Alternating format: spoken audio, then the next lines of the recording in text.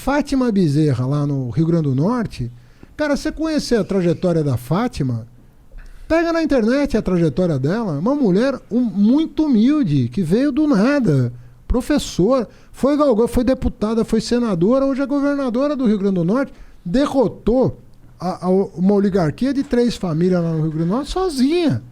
Derrotou na política, né? Derrotou na política. Tá. Mas aqui, né? Ué, ganhou? Tá, você ganha, pai, você não tira o poder deles, né? Bom, mas isso é um processo. Começa ganhando uma eleição. Tudo bem. É que a minha visão é que essa política, essas coisas todas que vocês fazem, é um teatro macabro, sem graça nenhuma. Não Cara, importa, não importa é. o que aconteça. No fim, quem vai mudar o mundo são os caras trabalhando, mudando a tecnologia. Não, é os caras trabalhando, aí eu concordo. A tecnologia muda o mundo, pô. Muda o mundo. Hoje né? a China, os países da África, eles estão num dos maiores booms econômicos de todos os tempos, saindo.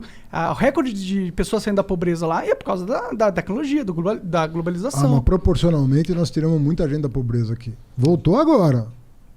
Como pode voltar lá, mas aqui, quem mais tirou gente da pobreza na história desse país no tempo, fomos nós. Cara, eu tô te dizendo assim, tava falando com você antes da gente começar. Você falou, pô, a política. Eu falei, cara, às vezes você pensa na política assim, pô, o cara vai me encher a paciência no Twitter, vai me encher a paciência não sei aonde, vai ficar me incomodando. Um programa que você faz, você tira 3 milhões de pessoas. Você fala assim, o cara faz faculdade, mas nem sempre arruma um bom emprego. É verdade. Mas é diferente do cara que não fez. É verdade, mas é diferente do que não fez. Quando você fala que 3 milhões de pessoas fizeram ProUni, se eu tivesse só feito isso na vida, eu já estaria confortado do ponto de vista da minha atuação política. Moralmente falando. Moralmente falando. Falei, olha, 3 milhões de caras... É um erro um pouco pensar assim, né? Se você é o presidente. Não, mas eu não fui. Eu fui ministro da Educação. Você que fez o ProUni também? Foi, porra. Sério? Foi. Eu não sei, pô. Foi da hora demais. Na verdade, você tinha falado. Eu quis. Essa Vamos só reforçar que ele fez o ProUni. Essa ideia saiu diretamente da tua cabeça? Saiu da minha cabeça. Tu estudou uns gringos que já tinham feito algo parecido? Foi coisa engraçada o ProUni. Eu tentei fazer o ProUni na gestão da Marta, na Prefeitura de São Paulo. E não consegui. Não consegui. Aí eu fui trabalhar no Ministério do Planejamento em Brasília. Não conseguiu porque não dava? Não tinha vingou. dinheiro? Não vingou. Não tinha força política para essa ideia no momento. Não consegui implementar. Tá. Era a ideia exatamente a mesma. Mas troca de tributo por bolsa de estudo. Mas não consegui fazer em São Paulo. Por várias razões. Fui para Brasília no Ministério do Planejamento. E a minha mulher, por sorte, ela é professora da USP também. Se licenciou da USP para atuar no Ministério da Educação. E aí a minha mulher chegou para mim e me ligou. Falou, cara, tá acontecendo um desastre nesse país. Muita gente passando necessidade por falta de estudo, E teve um dia específico que ela falou para mim, cara, Fernando, eu não aguento mais, Eu tô lendo uma carta de uma mãe aqui, eu tô chorando. Essa mãe tá pagando o FIES de um filho que morreu. Porque não tinha seguro no FIES. Então morria, o fiador ficava responsável pelo filho morto. Imagina pagando a faculdade do filho morto. Uma mãe. Bad vibes. Todo mês tem que lembrar, meu filho morreu e tá aqui um dinheiro que eu não vou ter por causa da morte do meu filho. É isso, cara. A Estela, a minha mulher, a Estela, chorava no telefone. E ela falava, pô, eu falei pra você já, cara, pega aquela tua ideia de São Paulo e traz pra Brasília. Eu falei, mas não deu certo. Nesse dia eu falei, eu tomei a decisão de falar, não, eu vou retomar esses projetos. Ela insistiu tanto, se não fosse ela não tinha problema. Ela insistiu tanto de eu retomar em Brasília o projeto que não deu certo em São Paulo. Eu falei, quer saber? Dividimos o trabalho, ela cuidou de uma parte dos estudos, eu cuidei de outra. Eu cuidei da parte jurídica e da parte de finanças públicas. Ela cuidou da parte do censo e da parte das finanças das instituições privadas.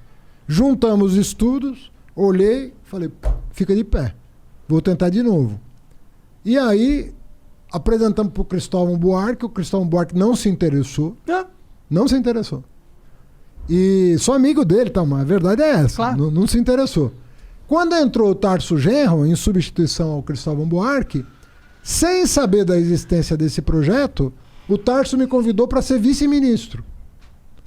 Eu falei, cara, vai ser do caralho, porque nós vamos fazer junto esse negócio. Quando eu apresentei pro Tarso, o Tarso na hora pegou, botou debaixo do braço, foi até o Lula bateu o martelo. Em um mês, tava no ar o programa. Da hora. E aí, pô, você mudou a vida de 3 milhões de pessoas. Não, foi importante. A minha ex-namorada fez farmácia. Aí você fala, pô, não valeu a pena? De novo, você passa uma vida, né? Você tem uma vida lá, sei lá, 70, 80 anos de idade, 90 anos de idade, se você tiver muita sorte, mais que isso. Mas tudo bem, é sorte. Você passar dos 90 é sorte. Porra. Né? Pode ser considerado um azar também. Ou isso, né? Depende de como você chega, né? Mas o que eu quero te dizer é assim, se você conseguir deixar um legado que mudou a vida de milhões de pessoas, porra, meu, legal. Num país que precisa tanto. Eu sinto que não dá pra, assim, eu não sou... Agora, esse é um programa que eu fiz. E os outros todos? Tá, mas vamos entrar numa crítica, então, nesse sentido da parada de fortalecer o ensino superior. O Brasil, ele tem um problema. Não, eu falei da básica pra ele me perguntou da básica. Eu entendo, mas eu tô olhando assim pro Brasil, não tô falando do Haddad aqui. Sim. Tô falando do Brasil. Sim. O Brasil, ele teve... talvez o PT tenha sido culpado nisso, ele tem um problema muito forte, na minha opinião, que ele investe muito nessa questão do ensino superior, mas esqueceu um pouco da base. Não é verdade. Vou te dar os dados. Eu acho que é verdade. Eu vejo o brasileiro, eu vejo que é verdade. Tem decor, tudo isso aí. Eu modéstia à parte, estudo as coisas que eu faço. Mas dá pra ver a população aí, elas não são super inteligentes, assim, tipo, letradas, tiveram um fundamental forte. Dá pra ver que não teve, entendeu? Muita gente não teve, mas muita gente teve. E cada vez mais gente tem. Em Curitiba teve. Né? Em Curitiba tem umas faculdades, escolas públicas muito boas. Não, mas você vai achar hoje você vai achar um estado como o Maranhão hoje tem boas escolas. Um estado como Pernambuco hoje tem boas escolas. Ceará tem boas escolas. Públicas. Não tinha. Eu estou te dizendo, nós começamos tarde. O Brasil começou tarde em investir em educação. Você não vai mudar em 10 anos um retrocesso de 500. Eu estou dizendo para você que na abolição da escravidão a gente proibiu o voto do analfabeto para não deixar os pretos votar. E levamos 100 anos para mudar a lei. Não, eu entendo que a gente começa lá atrás. Então nós começamos muito tarde. Eu fico feliz com a tua indignação, sabe? Porque ela não existia 50 anos atrás, 30 anos atrás. Essa indignação que você corretamente... O que eu digo é assim, que começou a mudar. Vai mudar ainda mais? Não sei. Se continuar esse tipo de coisa que está acontecendo em Brasília, não vai mudar. Nós vamos retroceder. Mas não houve uma super desvalorização do diploma? No sentido que... Porra, um monte de gente formada aí que não realmente sabe exercer. Mas se a economia bombar, isso tudo se arruma. Mas é ruim você formar as pessoas por estatística, não é? Tipo, você... Estatística no sentido... você forma pessoas para elas cumprirem uma função na sociedade, certo? Ah, sim. Você está dizendo dar o diploma por dar. Claro, mas aconteceu muito isso no Brasil, não sei. Houve uma ultrapopularização do diploma. Acontece um pouco no mundo inteiro. Tem muito... infelizmente tem muita mercantilização de diploma no mundo inteiro. Sobretudo onde é livre. Tem um monte de faculdade aí que dá diploma online, mas que você não aprende porra nenhuma, mas você ganha diploma. Tem muita tapa na cara aqui, mano. Chega pra lá. Tem muita mercantilização de diploma mesmo. E você não acha que o governo incentivou Agora, se deixou de... Na minha época de ministro, eu vivia fechando faculdade. Porque tinha uma lei chamada Sinais que permitia ao ministro fechar um curso. Esse curso é uma porcaria, fecha. Eu cheguei numa portaria, numa canetada. Você botar na internet aí, você vai ver. Numa canetada, eu cheguei a fechar 22 ou 24 mil vagas de direito. Porra! Acha na internet. Numa canetada. Pá, fecha. Isso acabou. Não tem mais. Você não ouve mais falar de um ministro com o peito de fazer um negócio desse. Não tem mais. Mas quando eu era ministro, tinha. Por isso que eu falo, você precisa me conhecer melhor. Claro, mas aí a crítica não é sobre você, na verdade. A crítica porque para ter peito de fazer... E eu não estou falando de escolinha de fundo de quintal, não. Eu peguei... Mas escola milionária, que estava lucrando muito. Que estava lucrando muito, mas dava curso ruim, mandei fechar. Foi tu que... Não.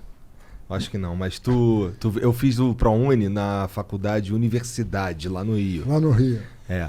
Eu briguei com esse cara. Hã? Eu briguei com esse cara.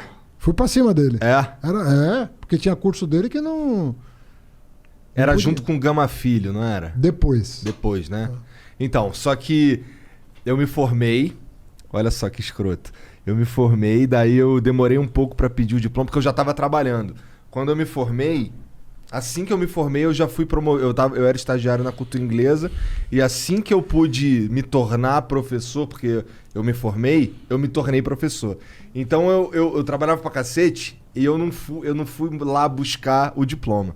E fechou, né? Até que eu fui.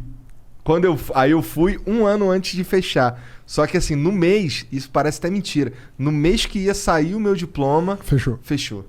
E aí eu fiquei mais alguns anos, porque assim, fechou tanto a universidade quanto a Gama Filho, e eu teria que esperar um lance que ia ser uma formação assistida, alguma coisa assim, e acabou que o meu diploma é da Estácio de Sá, que eu nunca entrei. Mas é porque ela deve ter... comprado... Não, acho que não. Nesse caso, acho que não foi compra, não. Se eu consigo imaginar aí, é porque o MEC... foi o MEC que direcionou pra lá. Para não prejudicar os alunos, o MEC tem um dispositivo legal, não fui eu que assinei, mas provavelmente foi isso. Ele falou, os alunos que têm histórico escolar e não tem mais a quem se dirigir, recorram a Estácio de Sá, que deve ter assumido o passivo acadêmico. Pra mim não foi problema nenhum, foi só que foi uma dor de cabeça a mais, mas eu sei que também eu vacilei. Mas você tá com o diploma. Sim, tá lá. Isso. Deu aula. Mas o MEC deve ter feito isso, entendeu? Pra você não ficar prejudicado, designou uma instituição para atestar o teu histórico escolar. Não, o que eu ia te perguntar era o que você já respondeu, que era bateu de frente com um cara da universidade. Bati mesmo.